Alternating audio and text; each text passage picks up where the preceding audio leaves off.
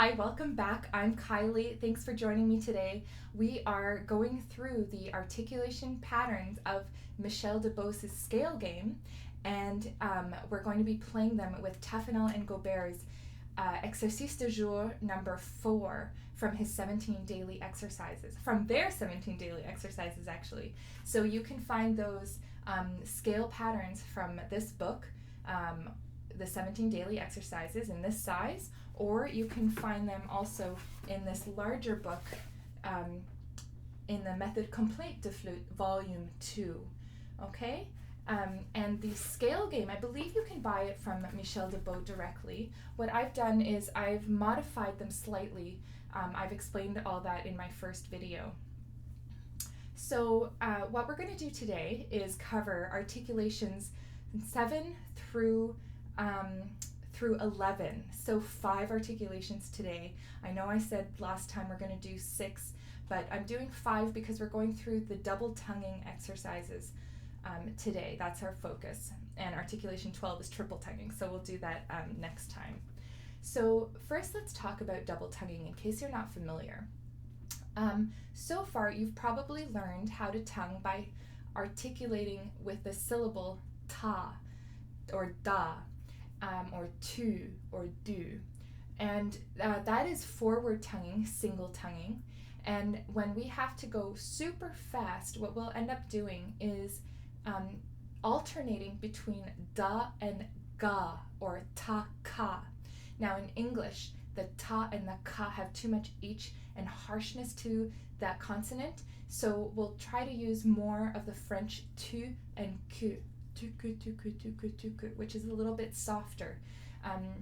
And maybe you want, if you're an English speaking person, you might want to think of a da or a ga instead of a t and ka. Okay, so that's important because we don't want the articulation to sound uneven, and if we articulate taka taka taka taka, it actually sounds uneven. Daga daga daga daga is a lot more similar. Okay, so the first exercise, number 7, that we're going to cover is actually going to be single-tongued, but only with the consonant ga or ku, because we want to make sure that we start to practice and strengthen that articulation, because probably up till now you've mostly done tu tu tu tu tu tu tu, and that is very strong, but because we haven't practiced ka ka ka ka ka ka, that is weaker. Now we have to build up the strength of the ka, so when we do da ka da ka da ka da, it's very even. I hope that's clear. All right, so what we're going to do is only do the ga articulation, single-tongued. We're going to aim to keep it very legato, as connected as possible. So really support the sound with the airstream, in between the notes with the airstream, and articulate each note with a ga articulation. Last time we ended on D minor up the octave, so we'll continue now with B flat major and a ga ga ga articulation.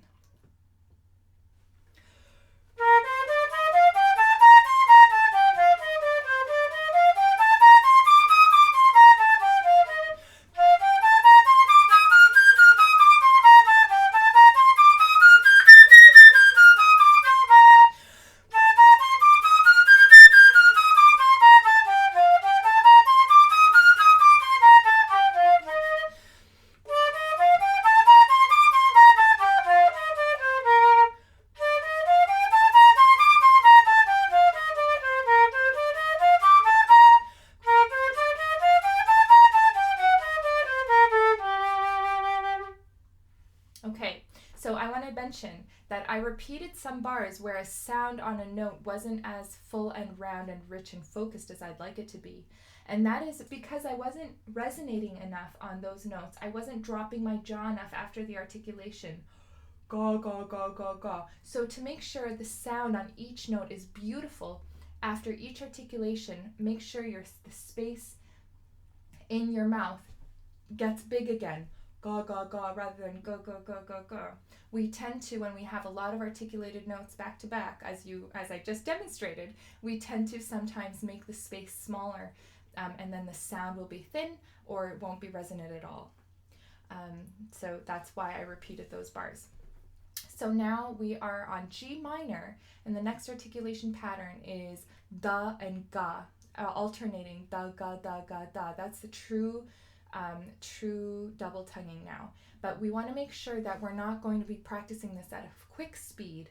Keep it on the slower side, on the comfortable side, so that our single tonguing tempo and the double tonguing tempo can overlap, rather than being able to hit a ceiling with your single tonguing, but then not being able to play your double tonguing at a slow enough tempo that you can kind of have a space to overlap the articulations, if that makes sense. We often have flute players who have practiced their fast double tonguing, and then they practice their single tonguing, and then there's a gap in tempo. We can't actually play faster in the single tonguing, and we've never practiced slower double tonguing, so there's a gap in our abilities.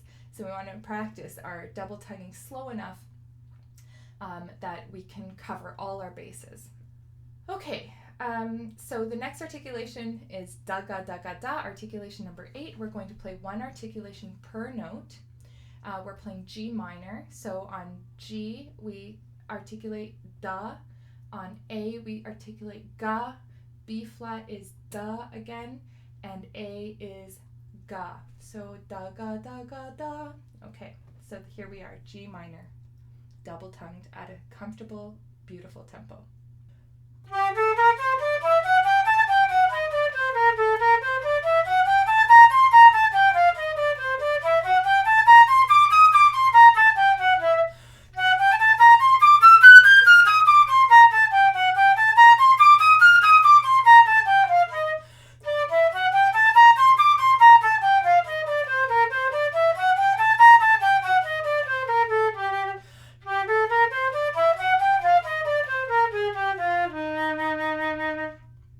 Okay, great. And now we have arrived at E flat major. Our next articulation pattern will be ga da ga da ga. So also double tongued, but this time we're starting with the ga articulation.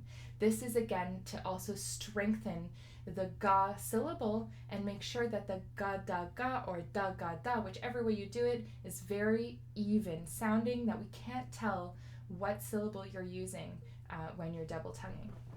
So we're on E flat major with articulation number 9, ga da ga. And the tempo will be the same as what we just did on the da ga da ga da on articulation number 7.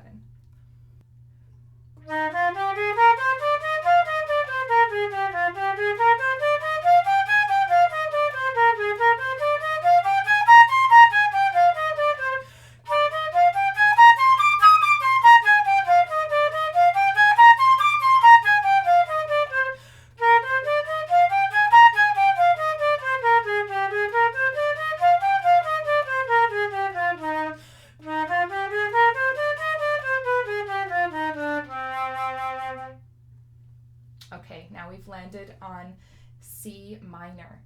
I want to mention that when you're doing the ga da ga articulation number 9 for the first time, you may get confused and tripped up, and that's fine. It happened to me when I first started these. It happens to my students. It's fine. If you get tripped up, just go back to the beginning of the bar and do that bar again and just start the articulation pattern again. So it's totally fine. One day you'll be able to do it no problem. Okay, so our next articulation is articulation number 10, also double tongued, but this time we're now going to go faster. So pick it up a notch or a few notches, and we'll play C minor double tongued faster.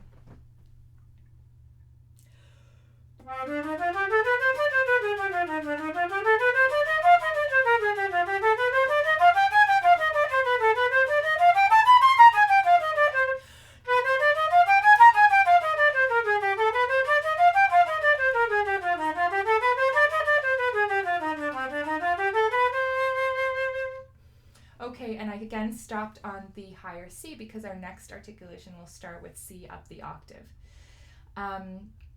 Now, I want to mention that when you first start doing these articulation patterns, you will most likely have a tongue and finger coordination problem. Sometimes your tongue will be ahead of your fingers, or your fingers will be moving faster than your tongue is going. And so we want to make sure that we line everything up, get it all nice and accurate. Okay, so listen for tongue and finger coordination, and if something goes awry, start that bar again and line it up. Okay, so our last articulation of the day is C minor up the octave. It's number 11, and we're going to be doubling each note. So 2 articulations on C, 2 articulations on D, 2 articulations on E flat, etc. Daga, daga, daga, daga, daga, like that. So this is C minor up the octave with articulation number 11.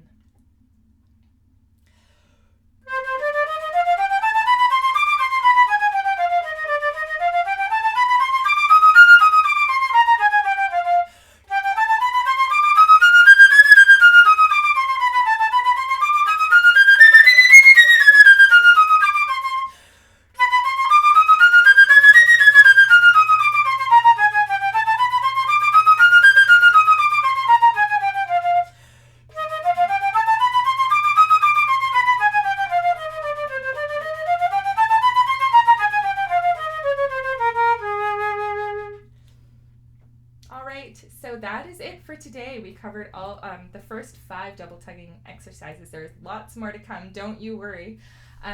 Please check out my other videos. I'll be posting more on these articulation patterns. Next time we'll start with triple tonguing.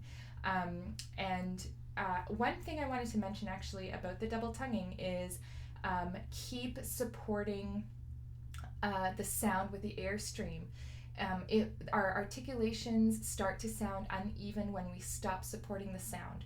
So if you continue to support the sound with the airstream, it will most likely fix the issue if your double tonguing is sounding uneven. So keep supporting our sound and play these scales as musically as you can.